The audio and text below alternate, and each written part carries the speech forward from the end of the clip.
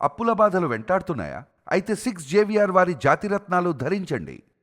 Hello viewers, welcome to our channel. నేను మీ anchor రేవిక. So మనం morning నుంచి కూడా ఒక న్యూస్ అయితే వింటూ ఉన్నాము. బీరాంగూడలో జరిగినటువంటి దారుణ సంఘటన.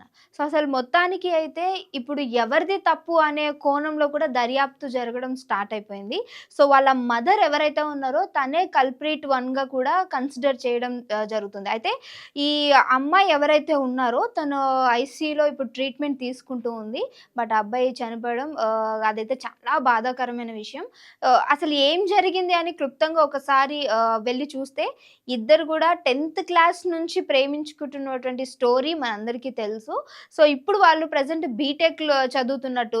కానీ మరి ఇంత 10th క్లాస్ నుంచి ఉన్న వీళ్ళకి అసలు ఎందుకు ఇంతవరకొచ్చింది? ఇతన్ని పిలిచి ఎందుకు చంపాల్సొచ్చింది? అని చెప్పేసి మాట్లాడుకుంటే, మొత్తం వాళ్ళ మదరే స్కెచ్ వేసినట్టు. అంటే ఒకసారి వాళ్ళ ఫాదర్ వైపు చూసుకుంటే, వాళ్ళ ఫాదర్ చనిపోయారా? లేదా సంథింగ్ వీళ్ళని వదిలేసి వెళ్ళిపోయారా? అనేది ఒక మిస్టరీగానే ఉంది. బట్ వాళ్ళ మదర్ మాత్రం ఎవరైతే అమ్మాయి వాళ్ళ అమ్మున్నారో తను వేరే అబ్బాయితోటి ఉండడం.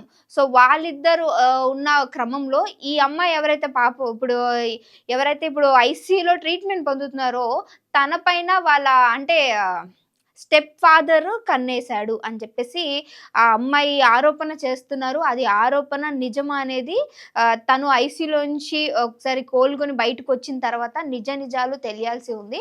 సో తను ఇలా చేస్తున్న క్రమంలో వీళ్ళేం చేశారంటే ఇంట్లోంచి బయటకు వెళ్ళిపోవడం. సో వీళ్ళిద్దరు కూడా బయట ఉండి అంటే బయట రూమ్ తీసుకొని ఉన్నారు అని చెప్పేసి కూడా వాళ్ళ మదర్ ఇప్పుడు మీడియా ముందుకొచ్చి చెప్తున్న వార్తలివి. సో మరి ఇంత చేస్తున్నప్పటికీ మరి తల్లిగా తనుండి ఏం చేస్తుంది? మరి 10th క్లాస్ నుంచి గొడవలవుతున్నాయి, వద్దు అని చెప్తున్నాము. ఇంత పెద్ద మిస్టరీ అన్నీ నడుస్తున్నప్పుడు ఎందుకు ఆపలేకపోయిందని కూడా నెటిజన్లు కామెంట్ చేస్తున్న పరిస్థితి కనిపిస్తుంది ఇక్కడ. మరి ఇంత జరిగి ఈరోజు ఆ అబ్బాయిని పిలిచి చంపాల్సిన పరిస్థితి ఎందుకొచ్చింది అనంటే, అక్కడ ఎవరైతే తన స్టెప్ ఫాదర్ ఉన్నారో తను ఈమె పైన ఇంట్రెస్ట్ చూపియడం. మరి ఆ ఇంట్రెస్ట్ ఈ తల్లికి ఇష్టమయ్యిందో, లేదు అనంటే తన కూతుర్ని ఇతని దగ్గర పంపించకపోతే ఈయనెక్కడ ఈమెను వదిలేస్తాడు అనుకుందో, ఇలాంటి ఓ దారుణమైన అంటే తల్లి మనకి దేవుడి తర్వాత తల్లి అంటా ఉంటాం కదా! కానీ ఇలాంటి సిట్యుయేషన్స్‌లో కూడా మదరు తన కూతుర్నే అతనికి మరి వెరగా వేస్తుందా? లేకపోతే ఇంకేంటా డబ్బులు మ్యాటరా అక్కడ? ఒకవేళ కాదు అనంటే ఇంకేమైనా అక్కడ జరుగుతుందా అనేది మనకైతే తెలీదు. బట్ ఆ అమ్మాయి ఐసీయూలోంచి బయటకొచ్చిన తర్వాతనే మనకి చాలా అంటే క్వెషన్స్‌కి ఆన్సర్ తెలియాల్సిన పరిస్థితి. సో ఒక్కసారి ఏం జరిగిందని సీన్ రిపీట్ చేసుకుంటే, సో చాలా రోజుల తర్వాత వీళ్ళని ఇంటికి పిలవడము, ఒకసారి మాట్లాడదాము అని చెప్పేసి కొన్ని పరిస్థితులు అక్కడ జరిగిన తర్వాత ఎవరైతే అబ్బాయి ఉన్నాడో వాళ్ళకి మదర్ ఇంకా ఫాదర్ లేకపోతే వాళ్ళ పెదనాన్న దగ్గర తిను ఉంటున్న పరిస్థితి. సో వాళ్ళని ఒకసారి రమ్మను మాట్లాడదామని చెప్తే, వీళ్ళతో ఎందుకు అని ఫస్ట్ నేనెళ్ళి మాట్లాడొస్తానని ఎవరైతే ఇప్పుడు చనిపోయిన అబ్బాయి ఉన్నాడో వాళ్ళ మమ్మీ వాళ్ళు పిలిచినప్పుడు అక్కడికి వెళ్తే ఆల్రెడీ పాపం ఈ అమ్మాయిని కొట్టడము, అంటే మీ అందరికీ తెలిసిన విషయమే. సో ఈ అమ్మాయి ప్రెగ్నెన్సీతో ఉంది. సో అంటే ఈ పెళ్లి కాకముందు ప్రెగ్నెన్సీ ఏంటి? మరి ఇలాంటి వాటిని మీడియా మీరు వెనకాల వేసుకొస్తున్నారా అని అడిగితే, సో కొన్ని విషయాలకి ఇద్దరి వైపు తప్పుంది అనే చెప్పొచ్చు. బట్ పెళ్లి కాకముందు ఇలాంటివి ఎవరు కూడా ఎంకరేజ్ చేయరు. ఫస్ట్ ఆఫ్ ఆల్ మీడియాలో మేము కూడా ఎంకరేజ్ చెయ్యం. బట్ ఒక మనిషిని చంపడం అనేది అది కరెక్ట్ కాదు. సో అది ఏదైనప్పటికీ మనము లీగల్‌గా వెళ్ళొచ్చు. లేదంటే వాళ్ళ పేరెంట్స్ ఉన్నారు పిలిపించి మాట్లాడొచ్చు. సో వీళ్ళు 10th క్లాస్ నుంచి లవ్ చేసుకున్నప్పటి నుంచి కూడా వాళ్ళ మదర్ మరి ఎక్కడ కలిసారు అంటే, ఆమె చెప్తున్న ఒకటే ఒక రీజనే, అంటే ఒకటి ఏంటి అంటే వాళ్ళు పార్క్‌లో కలిసారు, సెక్షువల్‌గా కలిసారు. ఎందుకనంటే వీళ్ళు 10థ్‌లో ఉన్నప్పుడు వీళ్ళు ఇంకా మేజర్స్ కాదు. ఇప్పుడు మేజర్స్ అయిపోయారు కాబట్టి వీళ్ళిద్దరు పార్కుల్లో కలిసారు. అక్కడే ఇదంతా చేశారు. అందుకని మా అమ్మాయికి ప్రెగ్నెన్సీ వచ్చింది. సో ఇది చాలా సెన్సిబుల్ క్వెషన్. అంటే సెన్సిబుల్‌గా మాట్లాడుతుందని అనుకోవచ్చు. అంటే అన్నీ తెలిసి సైలెంట్‌గా ఉన్నారు.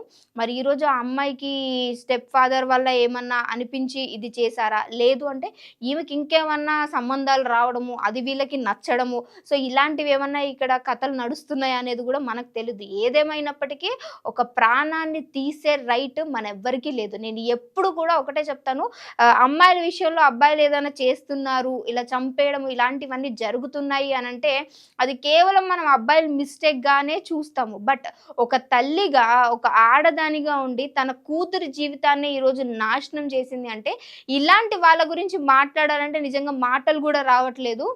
ఏం తిట్టినా, ఏమన్నా ఆహ్, అంటే మన నోరు వేస్ట్ తప్ప ఎంతకి మారరు అనే ఒక పదం వాడతా ఉంటాం కదా! మనిషికో మాట, గొడ్డుకో దెబ్బ అంటారు కదా! సో, ఇలాంటి వాళ్ళు అలాంటి కేటగిరీకి చెందుతారనమాట.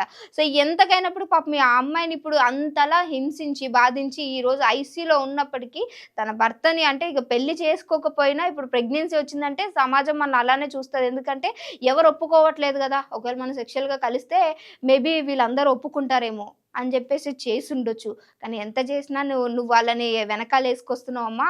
సో, ఎందుకంటే నువ్వు గూడా ఒక ఆడదానివే గాబట్టి నీకు కూడా ఇలాంటి ఏమైనా లింకులున్నాయా అని కింద బ్యాడ్ కామెంట్స్ చేసేవాళ్ళు కూడా ఉంటారు. సో, మనం ఇప్పుడు ఒక పెళ్లి చేస్తున్నాము అనంటే అన్నీ చూస్తాము ఆచితూచి వెనకాల 7 తరాలు, ఇటు తరాలు అన్నీ చూసి ఇంటి పక్కల అన్నీ గ్రహించుకొని చాలా అంగరంగ వైభవంగా పెళ్లి చేసినప్పటికీ అక్కడ జరిగేవి గూడా ఇవే గదా!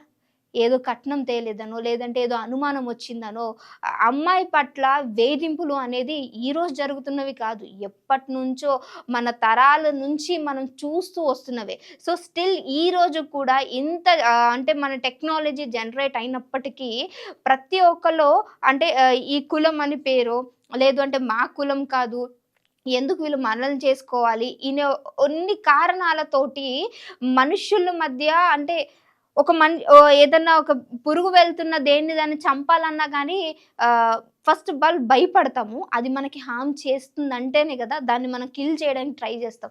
అలాంటిది ఒక మనిషిని కొట్టి అంత క్రూరంగా చంపుతున్నారు అనంటే ఫస్ట్ ఆఫ్ ఆల్ వీళ్ళకి మెంటల్ సిట్యుయేషన్ కరెక్ట్‌గా లేదు. అంటే వీళ్ళ మెంటల్ స్టేటస్ సరిగ్గా లేదు అని అనుకోవచ్చు.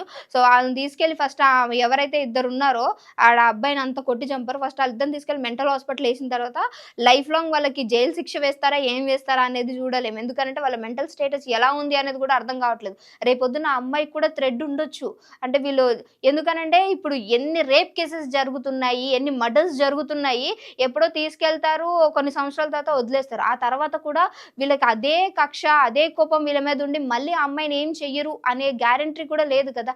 మరి ఇప్పుడు ఆ అమ్మాయి ప్రెగ్నెన్సీతో ఉంది. రేపొద్దున ఒక పాపకో, బాబుకో బర్త్ ఇస్తే ఆ ఫాదర్ ఎవరు అని చెప్పేసి అమ్మాయిని అడుగుతారు. ఇలాంటివన్నీ కూడా ఇప్పుడున్న పేరెంట్స్ ఎందుకు ఆలోచించట్లా?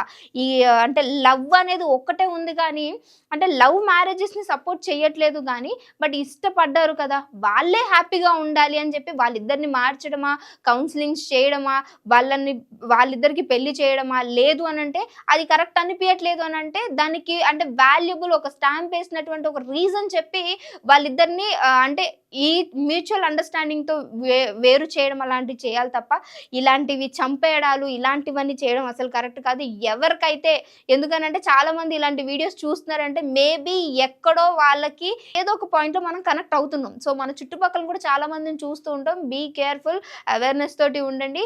సో, దయచేసి ఈ వీడియోని అందరికీ షేర్ చేయండి. ఇలాంటివి మళ్ళీ మళ్ళీ జరగకూడదు. అసలు మన ఇండియాలో ఇలాంటివి ఎంత మేరకు జరుగుతున్నాయనంటే ప్రతి ఒక్క రోజు వందల కేసెస్ వస్తున్నాయి. సో, ఆ అమ్మాయికి న్యాయం జరగాలి. తను సేఫ్‌గా ఉండాలి అని చెప్పేసి మీరందరూ కూడా ఆ అమ్మాయి కోసం ప్రేయర్ చేయండి. ఇంకొక వీడియోలో మళ్ళీ మీ అందరి ముందుకొస్తాను. అంతవరకు చూస్తూనే ఉండండి అవర్ ఛానల్.